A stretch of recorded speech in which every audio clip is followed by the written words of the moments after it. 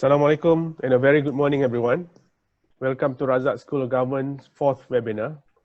Today's webinar is called Into Thin Air, focusing on tourism. Before we get started, I would like to go over a few housekeeping items and the structure of our webinar session today.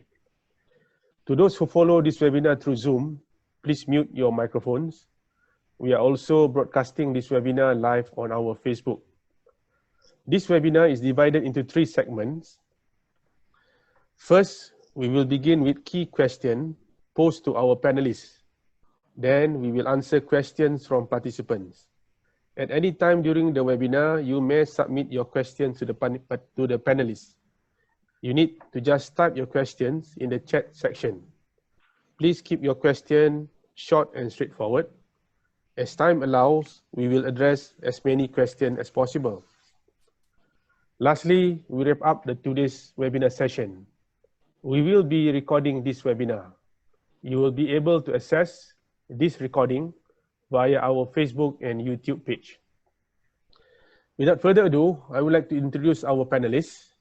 Datuk Ismail Ibrahim, a chartered town planner, was appointed as Chief Executive of Iskandar Regional Development Authority in 2010. He has more than 30 years of professional experience working in the public and private sectors, mainly in the field of urban and regional planning, development and governance. Among his many achievements in Iskandar, Malaysia include securing a total cumulative investment worth 316 billion for the period from 2006 to December 2019, and the successful acquisition of public infrastructure projects worth 12 billion for the region.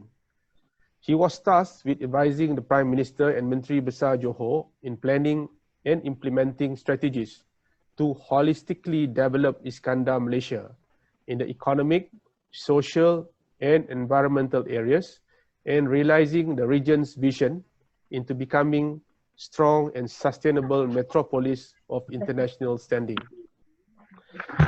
Yang Berbahagia Datuk spoke at RSOG's Dialogue on Regional Development, which was held in Iskandar in 2013.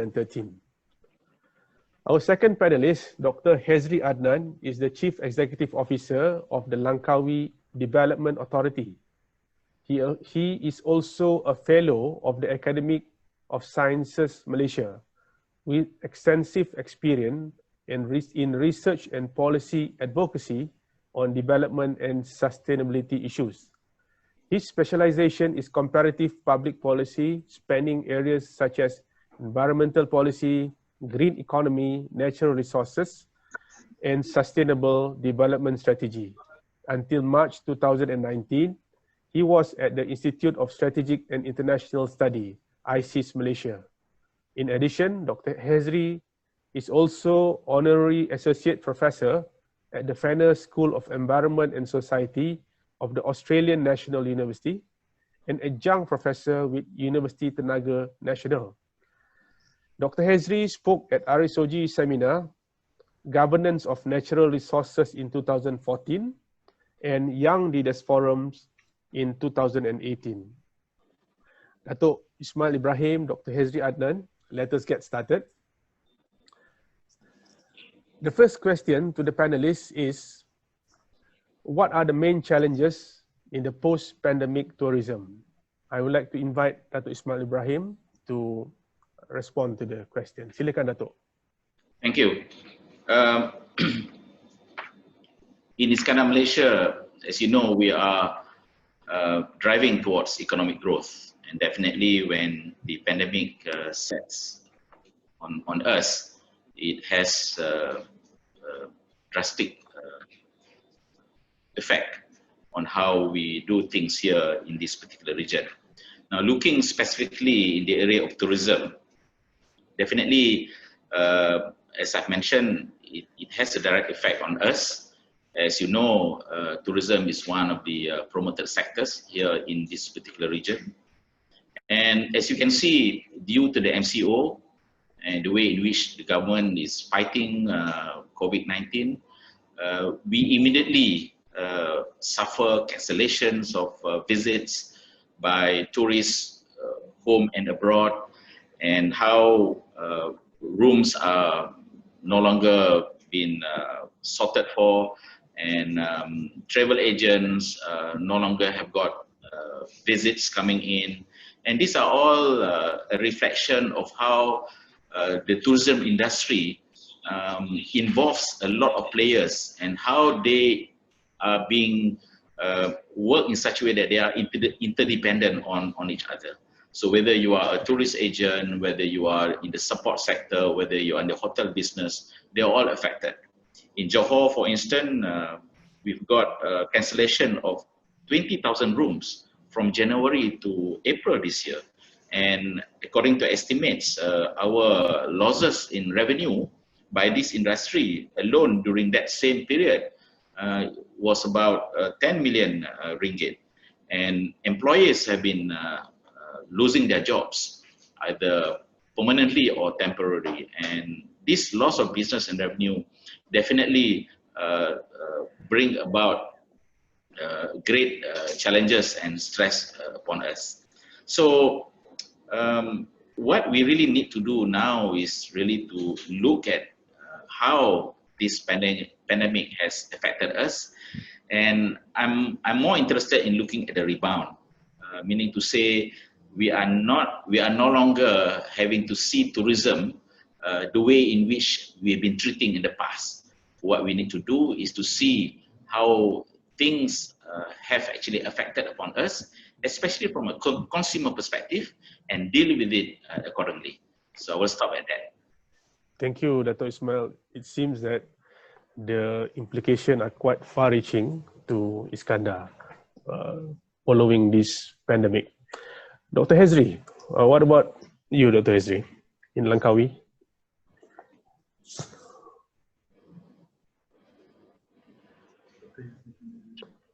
Yeah. Dr. Hezri, I think you accidentally muted your microphone. We can't hear you. Okay, can you hear me now? Yeah, we get back. All right, in. okay. Right. Sorry, there was a window that I could understand. Sure. Thank you for inviting the Langkawi Development Authority. I should say hello to Dr. Ismail Ibrahim as well. I mean, I've always been meaning to be in touch with you, but this is a great chance, digitally at least for now. Well, Langkawi, as we know, is the tourism powerhouse in the country, and I think you know, the very act of controlling movement is actually it goes against the idea of tourism, which concerns the movement of people from one place to another. So as an island which is dependent around, our economy is 70%. You know, we are dependent on tourism receipts. So when the movement stops, the economy grounded to a halt as well, particularly during the PKP period. Yeah. So and we are also dealing with this challenge of you know, we were riding on a very high gear last year. Last year was a very good year when it comes to visitor arrival on the island. I think we recorded 3.92 million visitors for last year. That was a new record for Langkawi, and that of sort of a good feel, good vibe spill over in January as well. You know, even some of the luxury hotels, you know, the branded luxury segments hotels were, you know, they were receiving about over 90% occupancy rate. So and then when February started to hit us with the news of you know, the outbreak and pandemic, the numbers started to go down. And if just for comparison, in January the ferry arrival alone was around 156,000. When the PKP was in full swing, it was only 4,000. So, you know, and yearly, I think if I remember correctly, the tourism receipt for 2018 was 1.7 billion ringgit. And you know, it trickles down to the whole tourism value chain, from accommodation to F&B to travel and tours, transportation. So the whole chain was affected. And this is where we are at now. But if you ask me this week, how things in Langkawi, actually everybody's smiling because the numbers are getting better. So I guess the first challenge that we have to deal with is the dependency on tourism. I mean, we have to relook at whether this is sustainable in the long run. And when we launch our economic recovery plan on the May 31st, we highlighted 3 principles. One is, of course, that it has to be safe travel from now onwards, because the new markets that are going to emerge will pay lots of attention on safety. And secondly, we have to think about diversifying our economic base as well. Right. So, if we move into, say, agriculture, we can still harp on tourism, but so it's agro-tourism. Right. So we have to diversify a bit. And finally, the third principle is to focus on local identity. So localism will be very important, and also sustainability. So Datuk, I think you mentioned in passing that about rebound. I think tourism reset is equally important as we move forward. I'll stop there first. Let's go to the other one. Okay. Thank you, Dr. Hezri. 70% is quite a huge dependent on tourism, and we could sense that it is a huge challenge to LADA at the moment. Yeah. For the second question, what can be done to manage these challenges? Can I invite Dr. Hezri to start first? As an island destination, connectivity is of course a challenge now, because we used to get, say, let's say January, more than 20 flights a day coming into Langkawi. And of course, during the PKP, we had only about 5 flights in a week. But now it's recovering. On weekends, we have, I think last weekend was about 24 flights back and forth. So about 12 arrival a day. So one challenge that we have, and one solution that we have to work out is to improve on the connectivity. Yeah? So what kind of incentives should we look into when it comes to airlines? Because they have, airlines have hundreds of destinations. How do we attract them to come or to prioritize Langkawi? So that is one idea that we have to work out. Should we give them some incentive when it comes to the landing rights, for instance, so that they could prioritize? Maybe the value is not that much, perhaps 1,000 ringgit per flight, but it will help them to prioritize their destinations. Yeah. Similarly, with ferries, there was a lot of issues in the past, particularly last few months, but now it's back to normal. But I guess to manage this challenge of low volume coming in, promotion is very important for us, Joe. Yeah. So we have to look at both the traditional and also new markets as we move forward. Yeah. And the new market that we are looking at now is the outbound market. I mean, it's not new because of the control of borders. People with deep pockets in KL, in Iskandar maybe, and also in Penang, they cannot go to New York or Tokyo or London. So hence you see what we are seeing here this week particularly. We have lots of the Ritz-Carlton of the world and the St. Regis of the world are doing okay this weekend because of the outbound market. I think we are offering very good rates for them to come. Many celebrities on the island as we speak. So promotion has got to be very aggressive, and then we have also to groom new markets. As we move along, particularly the work from home idea is very acceptable now to people.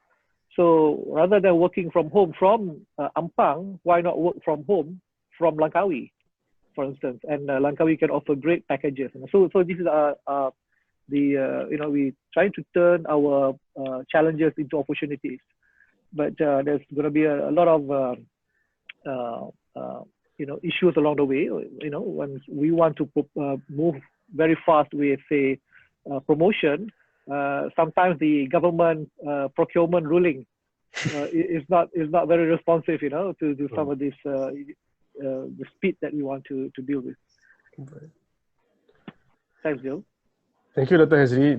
You highlighted some interesting points there, improving the connectivity, enticing the airlines to come to prioritize Langkawi as destination, promotion, as well as grooming new markets. Datuk Ismail Ibrahim, response from IRDA on this. Yes, thank you. I would like to spend a bit of time dealing with this, how you manage these challenges. Number one, let's acknowledge the fact that Malaysia has actually been able to demonstrate that in dealing with this pandemic, we are a safe destination. We are a destination where people can live comfortably in the safety of all this, and you can even do business. And well, long and short of it, we have been able to be recognized by the entire world that we are one of the safest countries to visit amid this pandemic. That is, I think, a position that Malaysia needs to capitalize upon, not only in Iskandar, but the rest of Malaysia. And number two, in order to face these challenges, we really need to read the signals coming from Putrajaya. Because Putrajaya is mindful of the fact that we need to somehow continue to have safety measures, and one of which is to control visits from foreign nationals and all that. And they are, to a certain extent, tourists. And for this moment, at least for the next few months, until perhaps maybe earlier or even end of year, we have to deal with tourists from our own country. And in order to address that, we really need to know and understand the character of our local tourists. What are their interests? What are the things that they love to do as a tourist? We can even think about offering them Paris, but Paris in Malaysia. We can offer them the best of the theme park, but the theme parks of the world are in Malaysia. And I'm sure Langkawi is able to offer that as well, apart from Iskandar. So understanding the consumer pattern and behavior is very important before we embark upon facing and managing these challenges. And thirdly, as rightly mentioned by Hezri just now, we need to create that connectivity. For now, we are limited by domestic tourists. But how can we ensure that they come in numbers? Now, again, studying their behavior, because of this limitation, we can no longer see people come in busloads because of these health and safety issues. So they are now more favored towards traveling in small numbers, maybe within family members or maybe within their own friends. But the long and short of it, they prefer to travel in smaller numbers rather than this busload of machikias of tourists. So we need to customize the way in which we deal with these tourists. So travel agent, for instance, can no longer provide buses. They need to turn the way in which they manage these tourists into more of a privately engaged and small numbers where MPVs and maybe an SUVs are more appropriate for them. So they need to meet to the consumers' expectation. Otherwise, the tourists won't come to your place. Now, thirdly, we really need to know the domestic customers' interests compared to foreign tourists. Here in Malaysia, maybe we can say that if you take a typical tourist, they prefer to do retail shopping. Maybe some of the affordable ones, they like to acquire, fashionable merchandise, maybe handbags or whatever. So you need to have that for them. For the men, maybe they prefer to do some sports activity like golfing and whatnot. So you ask yourself the question, do we have those products? Yeah. And thirdly, for the children, maybe they prefer to go to theme parks. So we ask ourselves the question, do we have those products with us? Then if you can combine all those, then we can have a mix of products. They can truly attract them over. And then, in our view, again, understanding the consumer, we need to ensure, as mentioned by Mr. Hezri just now, the connectivity is very important. How much of this information are being relayed to them? And when they come here, how are they being able to be connected in terms of information, news, and whatnot? And today, in the digital age, news can be transmitted at ready and whatnot. So at the end of the day, we need to understand the consumer behavior under the new norm. Secondly, we need to ensure that the connectivity is there, and the enablers. And thirdly, only we can think about what products do we have. And having said that, if I may just add on a minute or two. Sure. Having said that, the next thing is capitalizing on Malaysia's position as a safe destination. Timing is very important. There are already countries around the world who have already been recognized as a safe destination, already moving ahead. So I think getting off the starting block is very important, so that we will be ahead of others. Tourism takes time for the rebound to happen, and we need to have a head start.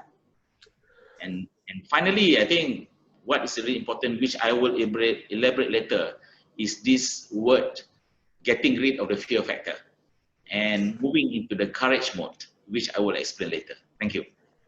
It's very interesting, Datuk Ismail, the integrated views that you just shared with us, as well as the importance of analytics in understanding the consumer better. Datuk, I think you have somewhat go into the third question, which is there a way to reinvent tourism? We would like to invite Datuk to elaborate on that. Thank you.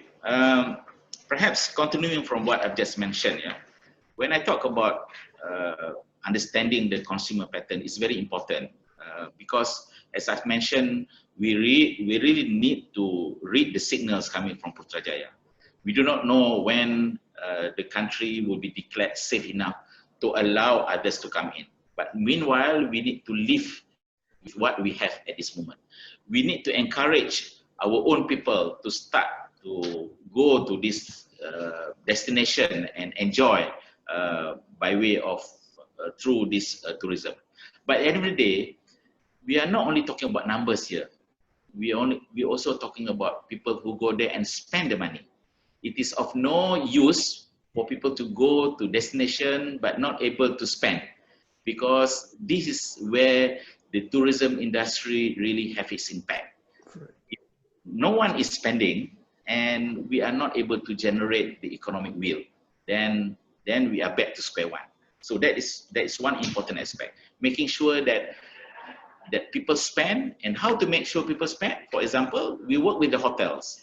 In fact, we see now the hotels are beginning to offer for long stayers, they pay less if they were to spend 1 or 2 days. So this is a good move to make sure that people stay longer in a particular destination. So how to reinvent tourism is looking from two perspectives. Number one is to really look again at the consumer pattern. And as I mentioned very clearly just now, consumer, products, and the enablers. Number two is to look at new ideas and new way in which we can see tourism on the rebound. For instance, we've been hearing around the world now that you can actually, I think partly mentioned by Mr. Hezri just now, where you can actually go tourism by staying where you are. You can actually, take a view of destination around the world. But the issue is that it goes back to the word spending. By enjoying tourism, but staying in your own house, you're not really spending at the end of the day. So this is something that we must take people off their seats and making sure that they are there. Now, again, when you open up things like theme parks and all that, there are definitely certain restrictions that you have to observe. But I cite an example in the case of Legoland. there are many components within it. There are static displays, there are rides, and there are also the water theme park. Now, rather than continue to close the theme park, we need to open it by way of allowing people, as long as they are within the SOPs. For example, the static display, we can allow people to come in and enjoy the display, because there is no social contact at all. There is not maintain the distance. Secondly, the rides. There are certain type of ride that will continue to ensure social distancing are being observed. Of course, there are some which may involve contact. Then we may defer that for a moment. The water theme parks. Now, once upon a time, we are not allowed to enter into swimming pool. Definitely, water theme park is a no-no. But today, there is an allowance for swimming pool to be open. So now, parks are. So the opening up of places like this are also important to acknowledge. Now, I also would like to touch on the tourism, not in the sense that tourism per se. We need to look at the sub-tourism sectors. In Iskandar, for instance, we treat healthcare as a tourism sector. We look at education as a tourism sector. We look at retail as also tourism. We talk about conferences and all that, also part of tourism.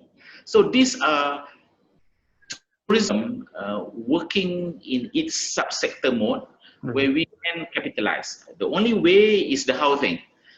For example, in healthcare, how can we open up by creating bubbles with nations for other countries who want to come to seek medical attention and allowing for that. I would like to cite another example in the area of creative. You see, in Iskandar, we have state-of-the-art Iskandar Malaysia Studios. What has happened around the world is that movie makers and TV production are not allowed to work on the movies because the countries are still on a lockdown. In other words, they are looking for locations to do their shooting and all that. Why can't we offer it to them? Because we have the facility. And all we need to do is, as again mentioned by Hezri just now, to do an outreach program, let the whole world know that we have a destination, we have the facility. So this is part of the reinventing that we need to do. But at the end of the day, it's all about, again, I'm stressing the point, the timing is very important and the courage needs to be there. Thank you. Thank you, Datuk. We really like the way you define the functionality of each of the destination that you have in Iskandar, the linkages in between them, and how you find ways to make it more safe to people to come. Yeah, thank you, Datuk, for that. Dr. Hezri, your thoughts on how to reinvent tourism? Thanks, Joe. Well, I think we've covered some of this earlier, but let me just correct the one point I made earlier about the new market that is emerging. When I said that, get the people who are in KL to come to Langkawi to work from Langkawi, I mean that we are grouping a segment that, rather than, for instance, for the younger, employees in KL, you can spend, let's say, 6 months to a year working for the same organization in KL, but there is a special package for you if you were to relocate here, So when you are here, we can offer you not just good hotel rates for the whole 6 months, which will be equivalent pretty much what you're paying for your rental in KL or Penang, but you will also have access to all the attractions in Langkawi, for 6 months. And when you're here, you will also bring your friends. Your friend will be a bit jealous that you are here working in Tanjung Ru, for instance, in Pantai Chenang, and they would like to come to Langkawi as well. So these are the new norms, the new, we are more sort of comfortable with, the idea of working digitally. And I guess we have to tap this market. So when it comes to reinventing tourism, of course, there's a blessing in disguise with the economic slowdown. There were things that we wanted to do in the past.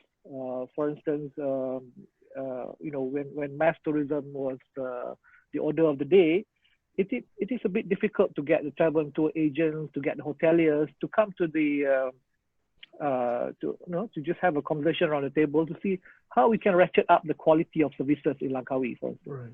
Now that we are going on a slower gear, and people are looking for new ideas, new ways of doing things, it's easier to get people to talk about what is the future of Langkawi? What is the future of Langkawi tourism? Yeah. So some of the ideas that we are exploring here is to capitalize more on the cultural DNA of Langkawi. We are known to have beautiful beaches. We have mountains, we have beaches, but we don't hear much about the culture. The cultural dimension in Langkawi. So we want to improve on this as we move along, and we have decided to come up with something called an event called Langkawi Festival, which will be a platform to showcase the cultural products in Langkawi, not just identity or cultural products that are endemic to Langkawi, but also for the northern region. The Kedah, the Penang, and Perlis traditions and folk traditions and stories. Because in the end, tourism concerns only 25% product, but what is more important is the 70% storytelling. So on the cultural side, I think resetting tourism will involve us capitalizing more on the cultural dimension, which will bring in the creative economy, which I think Datuk mentioned as well. The other thing is, of course, again, to improve the quality of services that we have, we also have to formalize the informal sector in Langkawi, the informal tourism sector in Langkawi, because the pace of development in the 1990s, there are many developments that are still without kebenaran merancang or development order. We would like to, for this, like I said, the semi-formal or the informal sector to go formal, to be legalized. There should be a pemutihan effort with flexible, opportunities, flexibility given to it comes to payment of penalties and all that. Yeah. And the other thing is also to market Langkawi better to the rest of the world. I think we need to have among the travel and tour agents in Langkawi a kind of an aggregator function. We do not have yet a fully fledged DMC promoting Langkawi to the rest of the world. So this is something that we are working together with the Langkawi Tourism Academy and the industrial players here to see how we can groom a bunch of young, perhaps entrepreneurs, to move into this direction and become the marketeers of Langkawi to the rest of the world. We're doing this haphazardly now, so it's not that organized. Yeah. Right. So if we do that, I think as we move along, we will have a more professional sort of a travel and tour agent fraternity in Langkawi.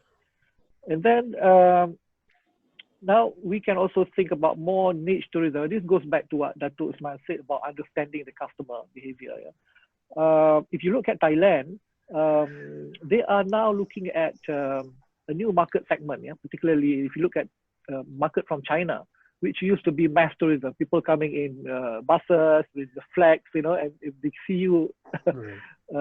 If you see them, you have to avoid them because they will move very fast in a big crowd. Right. So the Thais are now looking at the market that concerns the 34 and below age 34 and below.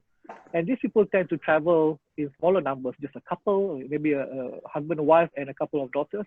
Right. So we have to see how we can attract these people to come in, and most likely they will pay a lot of attention to social distancing. Of course, they want to ensure that safety is part and parcel of the offering in Langkawi, for instance, or anywhere else in Malaysia. So the new market that we are targeting, we should really respond, holistically with industrial players. So it cannot just be one or two operators offering these packages, but you think about Langkawi or you think about Iskandar or whatever, that this is a safe place to go to, and they offer interesting things. And of course, with the right after we're still in a period of PKP, I agree with Datuk that there needs to be clarity when it comes to the signal about reopening of the borders. If you look at the the big players in tourism, for instance, Mauritius, Malta, all these island destinations, they have given a clear indication about opening international borders, particularly in July. Yeah? So we are still waiting for the queues, and even if not now, if it can be said in advance that let's say September is the day when everything will be back to normal, then it'll be easier for us to do the marketing, because it takes time. So I think just to sum up, first, the most important thing for now is to cover the lost ground. So that's what we've done with the economic recovery plan, trying to address the most vulnerable groups in Langkawi. So that one is on track. But moving forward is where we need market intelligence, big data analytics. We have to really understand the market, the movement of the market, really understanding the customer. And I think bottom line is, particularly in Langkawi, we have to look at the segment that we're targeting for the future. Is it going to be still mass tourism? Even if you want it, it may not happen anymore. Right. But I think here we have assets that are very valuable for luxury segments. Right. Yeah, we have the yachting industry. We have, I don't know whether people know that there are 1,200 supercars in Langkawi because of the excise duty, flexibility and all that. So in a nutshell, yes, Joe. Thank you, Dr. Hezri. We couldn't agree more with your thoughts that there must be a coordinated and holistic approach to reinvent tourism, and looking at it from the longer term perspective. I'm sure many of our colleagues in Putrajaya is following this webinar, and this should be a good feedback for them in doing the planning. We have started to receive questions from our participant, Datuk Ismail and Dr. Hezri. I will read question from Encik Anwar Ramli from Alustar. Encik Anwar Ramli thinks that our tourism product is still stagnant, not attractive, and not creative as Indonesia, which offer more experience as compared to Malaysia. Datuk Ismail, would you like to respond to that? Yeah, I couldn't agree with Encik Anwar better on what he have just remarked. But having said that, we have to fully understand that what has happened is not necessarily due to this pandemic. Things have happened long before the pandemic. So what has happened in our neighboring country, in Indonesia, the way in which they have actually developed tourism has been dealt with for generations. And we can immediately see today how they have actually transformed tourism into what it is today. But it might not necessarily turn out to be something that is good, because I can say in Iskandar, Malaysia, we are looking at different things when we deal with tourism. We are not looking at tourism from the angle of where we need people to come and enjoy the scenery and the view that we have to offer, but we look at tourism from many perspectives. As I mentioned earlier, tourism is not necessarily on pure tourism, but tourism that relates to business, right. Tourism that relates with education, tourism that deals with healthcare, and tourism that deals with other things other than just pure tourism. Now, but what we can see at the end of the day, we have to answer to the question, is tourism a sector that brings revenue or benefit to the country? If it is not to a certain extent answering to that, then it remains only as an activity that perhaps to a certain extent places Malaysia on the world map, but that's about all. I might be a little bit different or deviant from the basic understanding of tourism, but the way in which you look at tourism in Iskandar is really about how it will in turn generate economy. How will tourism at every day brings the revenue that would bring in opportunities for the local to participate in the types of employment that would support the tourism industry. How we can see locals are able to enter into the form of entrepreneurship that supports the tourism industry. This is the bottom line that we are looking from a tourism perspective that's happening here in Iskandar, Malaysia.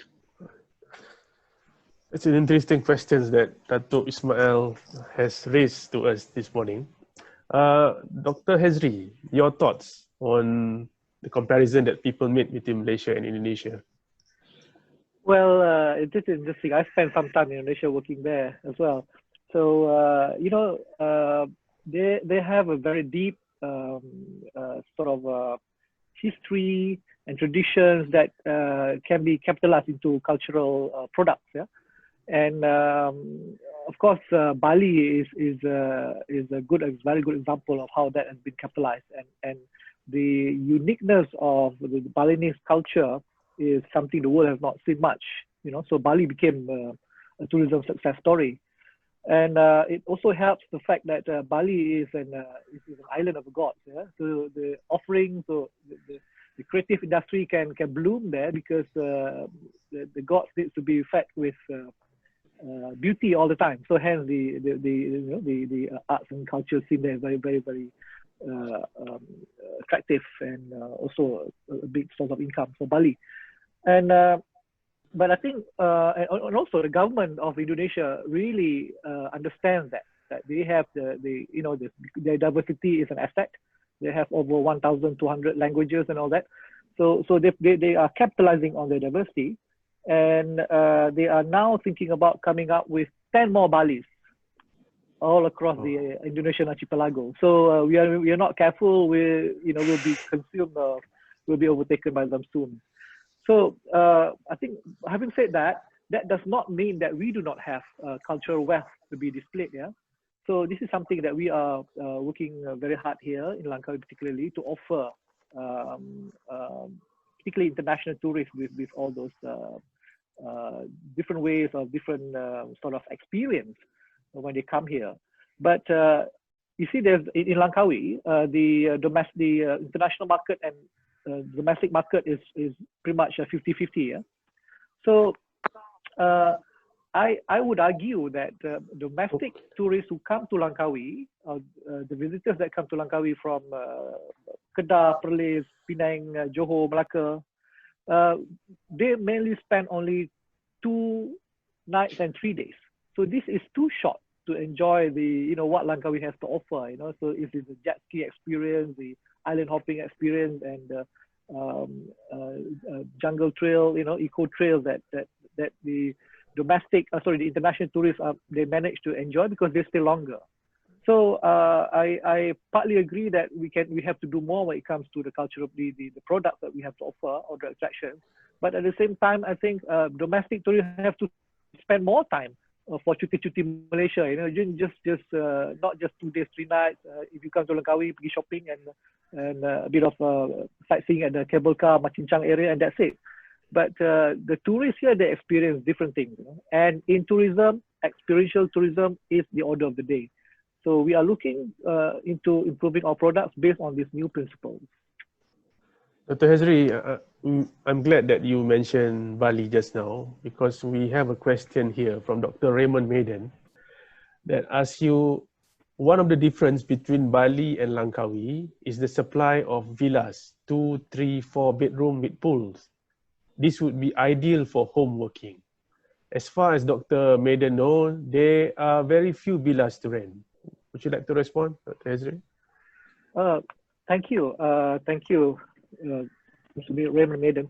It is true. The villas are an attractive point in Bali. What people do not know about is that there's a growth in villas in Langkawi in the past few years, and they are actually advertised on the online platforms, Booking, Agoda, and all that. But I see this happening, particularly I see this happening recently when there is new packages being offered. The most curious or bookings that come from, they ask for villas with private pools, and this is where, you know, in fact, even in LADA, we do not know some of these facilities exist. The villas exist here in Langkawi because they have their own market. They tend to go on, you know, on sort of not on to be on the radar because they have their own market established already. But moving forward, yes, I think this is, you know, it relates to the luxury segment, and we are working with the other industrial players and also the private owners here to try and promote this offering more to the rest of the world. But at the same time, you know, Langkawi is predominantly, most of the land here is considered, you know, really reserve land. So there is a bit of sort of challenges when it comes to doing what Bali is doing. In Indonesia, you cannot own land in Indonesia. So it is pretty much standard. When investors come in, they know they cannot own the land. So they don't expect much when it comes to property rights or land ownership. But in Malaysia, if they come to Langkawi, they say, why do you have this regulation? I can have better deal in Iskandar, for instance, you know. So it's difficult to explain to investors when we have this different historical trajectory than other countries, yeah. So these are the realities that we have to grapple with. But yes, private villas can be the, you know, the next level of offering. We have them, but we want to do more for sure. Right. Let me go into the next question from Dr. Siti Buhaza. The holiday season limits the number of people that can go for holidays. What do you think of staggered kind of holiday season to avoid crowd in specific area and time? Would you like to respond, Dr. Hezri? Sorry, Joe, can you say that again? Dr. Siti Buhaza want to know opinion of the panelists on the staggered kind of holiday season to avoid crowd. Oh, well, you know, I mean, the industrial players here are smiling because we are giving good numbers now, but we are also concerned that this might be the last push before the school starts. Right. You know, so the numbers we're getting now is good, but when the school starts, the seasonality effect will be in full swing. That means that we can only have good numbers on weekends. On weekdays, they'll be very low, you know. So we really have to recuperate the numbers during weekends so that we can they can even to have the break-even point. So I think for now, at least until end of the year, I don't think social distancing will be a challenge in Langkawi, apart from, you know, some theme parks where, for instance, if you get too excited with your camera, then you will just you know, bulldoze your way through to get the best spot in a theme park, for instance. Yeah. But other than that, we do not see an issue with space or management of space in most parts of Langkawi, because Langkawi, as you know, is bigger than Penang as an island. But the population is only 110,000. So density is very low. We don't believe that it's going to be an issue. But of course, with the relaxation of social distancing on the ferry, it causes some concern with the tourists that come into Langkawi. Yeah? But there are other options. There's this RoRo service that you can drive from Peninsula, from the mainland, and enjoy the good view from Kuala Perlis to Langkawi. And this enables you to just be with your family, you know, rather than squeezing in with other passengers on the ferry. So I think if we do the staggering approach, it will be even more devastating for the local economy for now. I would argue that. And I would also like to add to the question by Raymond Maiden. You know, there are many private villas here, but even our hotels here are offering, you know, villas. Like I can name a few, perhaps the Four Seasons have villas, Saujana Villa, the Datai, the West Inn, the Dana. They all have private villas as well. So do not look far. I mean, come to Langkawi and you have your private villa, Mr. Raymond. Datuk Ismail, would you like to share your thoughts on the staggered kind of holiday season to avoid crowd? Yes, thank you, Dr. Siti, for asking this question. It is a very interesting question for one has to respond. A very simple answer to it, yes, I would agree that we should be thinking about having a staggered holiday season. Yeah, but the long answer to it is a word of caution. You see, Malaysia is dependent on its tourism, not limited to domestic. Unlike Indonesia, unlike countries with a huge population, at times they don't need tourists coming from abroad. We are dependent on that.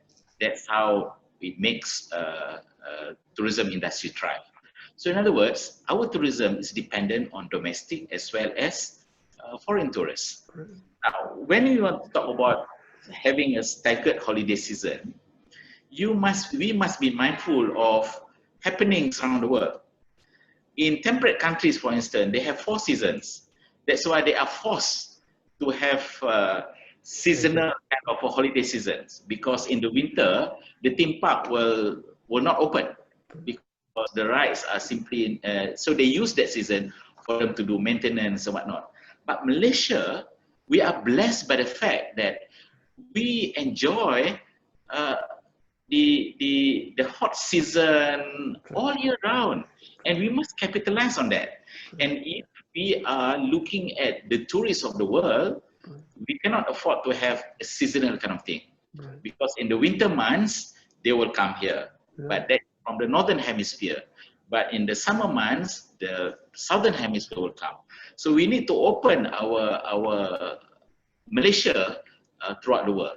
Now, when you talk about staggered holiday season, I'm sure what is meant by Dr. Siti is addressing to the local tourists, maybe to fit into the schools and the universities and whatnot. That can happen.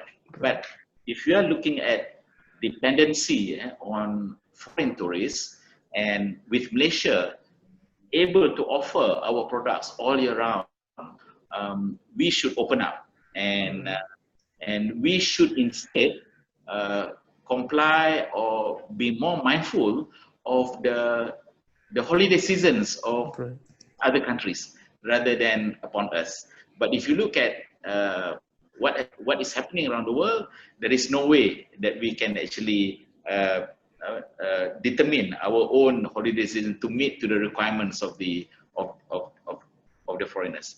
I would just like to add one thing about what Dr. Hezri just mentioned very briefly just now. This is where, having said that, our market intelligence, I'm just reiterating what Dr. Hezri mentioned, market intelligence is very important. It goes a long way to even set our tourism industry on the right footing. Because with very weak and poor market intelligence, both at home and abroad, we might not be able to capitalize on what we have. What I meant here is, as an example, let's say, if you look at education as a tourism industry, I set an example. With happenings now between countries around the world, there are countries that send their people to other countries for education. But they cannot do that anymore because both countries are still on a lockdown. Now, Malaysia is a safe destination. Why can't we offer those countries to send their children instead to our universities, to our institute of learning, and to resume their studies in our institution? That is a form of a revenue generating kind of tourism that links with education. I can cite many other examples, but this is where I would like to emphasize this point on our strength to have better market intelligence, economic intelligence, as well as business intelligence. Thank you. It's very interesting, Datuk, the way you compare between the dynamic of the international and domestic tourism and how we can gain from such dynamics. Dr. Hezri, there's this question from Lieutenant Colonel Dr. Maimuna, who want to know what will happen to the famous Lima. That's a very good question indeed. We are expecting Lima to continue next year, but we've just got a signal that it's not going to be on for 2021. So we have to figure out other events to attract people to come in. And I think you raise a very important point because with social distancing, events or mass gathering of people will be a challenge. And for an island destination like Langkawi, events is very important. For instance, we have the big, signature events like Iron Man, for instance. I mean, they are offering SOP for the event to be continued, for instance. Yeah? But the challenge is how do you manage big crowds? Yeah? So this is a challenge. So Lima cannot be continued, I think, partly because one is, of course, border control. The other is the management of big crowds for now. So, but having said that, other countries, I was just looking at the list of opening of other destinations in the world. They have taken that leap in faith, yeah, that the public health system in these countries can deal with potential spikes in coronavirus cases. And I think I totally agree with Datuk Ismail that we have this capacity now in our country to deal with spikes where they are needed. So yes, let's again using Datuk's word, capitalize on this our ability to deal with the issue in a holistic way, and move on. We have come to the end of today's session. Dr. Hezri, would you like to offer some parting words? Parting words would be the best time to come to Langkawi is now, because you can never get these good packages. Imagine hotel rooms which were used to be in the thousands of ringgit, now less than 1,000 for a couple of days. So this is the best time, and please book your stay here. Thank you. Datuk Ismail. Yeah, my last few words. I think now is the best time for us to, again, reiterating what Dr. Hezri just mentioned, we need to build this confidence among ourselves who are involved in the tourism industry. We need to enhance our collaboration, public agencies as well as the private sectors, to better understand how we work with each other towards a common good. We need to use this opportunity to enhance the way in which we create a stronger credibility, because this is where we are able to sell our product and our services. And that includes certification, formalizing what that is informal at this moment. So this is the time for us to do. But at the very bottom of it, I'm reiterating what I've just mentioned. Off the starting block is very important. We need to be ahead of the rest. And we are in that position. We are in that position to do just that. And the next best thing is definitely we need to have the courage. But courage must be dealt with calculated risk.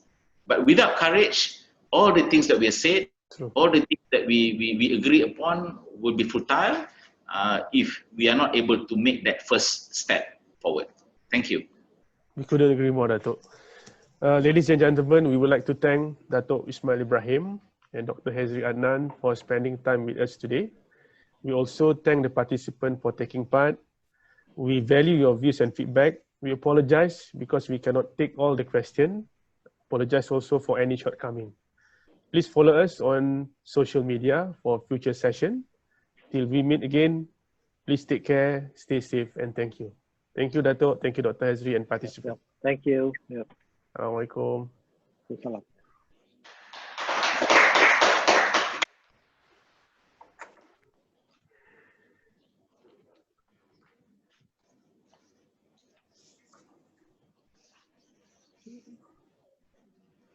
Oh, video dia.